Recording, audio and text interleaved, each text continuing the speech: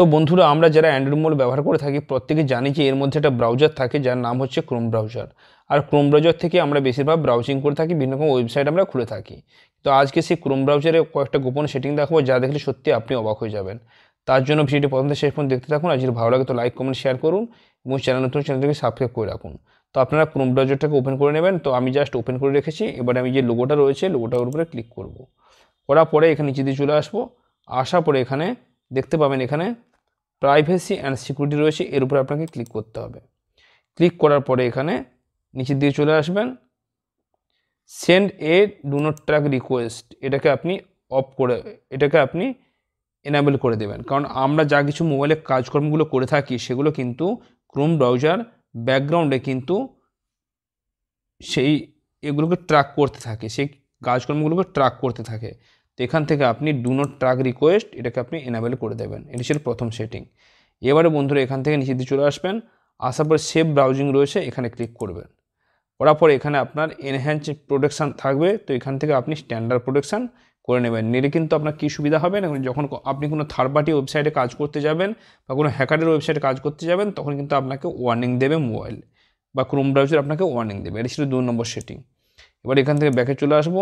আসার পরে এখানে সেফটি চেক রয়েছে, এখানে ক্লিক করব।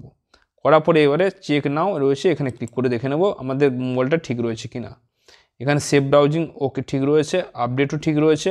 এবার পাসওয়ার্ডটা কি এখানে লেখা আছে দেখা যাক বন্ধুরা। ঠিক আছে, পাসওয়ার্ডে যদি এবার টিক চিহ্ন চলে আসে কোনো অসুবিধা নেই। আর না হলে আমার কিন্তু এখানে 3 কম্প্রোমাইজ পাসওয়ার্ড, আবার 3টা ওয়েবসাইটে পাসওয়ার্ড চেঞ্জ করতে বলছে এখানে। ঠিক আছে, তো এইভাবে আপনি চেক করে দেখে নিতে পারেন। এবার ব্যাকে চলে আসবো। আসার পরে এখানে নোটিফিকেশান রয়েছে। সাধারণত আমরা গুগল ক্রোমের মাধ্যমে বিভিন্ন রকম ওয়েবসাইটে কাজ করে থাকি এবং সেই ওয়েবসাইটগুলো থেকে ফালতু মেসেজ কিন্তু অনবরত মোবাইলে আসতে থাকে। তো এখানে অ্যালাউ নোটিফিকেশান করবেন না, আপনি এটাকে নট অ্যালাউ করে দেবেন, এখান থেকে নট অ্যালাউ করে দেবেন। ঠিক আছে, এবার ব্যাকে চলে আসবেন। আসার পরে এখানে থিম অপশান রয়েছে, এখানে ক্লিক করবেন। করার পরে এখানে 3টে অপশান পাবেন, সিস্টেম ডিফল্ট, লাইট, ডার্ক। এখানে আমার লাইটের মোডে রয়েছে, আমি যদি ডার্ক করে দিই কিন্তু স্ক্রিনটা ব্ল্যাক হয়ে যাবে এবং ব্যাটারি ব্যাকআপও বেশি সময় দেবে এবং কিন্তু মোবাইলটাও চার্জও বেশি সময় থাকবে। ঠিক আছে, তো আমি এখানে এখন লাইট করে আমি যেহেতু স্ক্রিন রেকর্ডিং করছি তো আমি লাইট করে আপনাকে দেখাচ্ছি। এবার ব্যাকে চলে আসবো।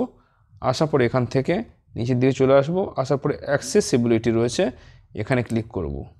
ক্লিক করার পরে টেক্সট স্কেলিং, এটাকে কিন্তু আপনি যত সামনে বা পেছনে করবেন তত কিন্তু লেখাগুলো বড় ছোট হবে, এভাবে আপনি সেটিংগুলো করে নিতে পারেন। ঠিক আছে, এবারে ব্যাকে চলে আসবো। আসার পর এখানে সাইড সেটিং রয়েছে। আমরা বিভিন্ন রকম সাইডে কাজ করে থাকি, ওয়েবসাইটে কাজ করে থাকি, সেখানে কিন্তু বিভিন্ন রকম অ্যাড চলে আসে।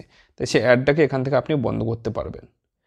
দেখুন এখানে অপশান রয়েছে intrusive ad, block on some site. এখানে ইন্ট্রুসিভ অ্যাড রয়েছে, এটাকে আপনি এখান থেকে কিন্তু অন করে দিলে ফালতু অ্যাডগুলো আপনার মোবাইলে কিন্তু আসবে না। এই ছিল কয়েকটি গুরুত্বপূর্ণ সেটিং। কোন সেটিংটা সবচেয়ে ভালো হলো বন্ধুরা কমেন্টে জানাতে ভুলবেন না। ভালো থাকুন, সুস্থ থাকুন।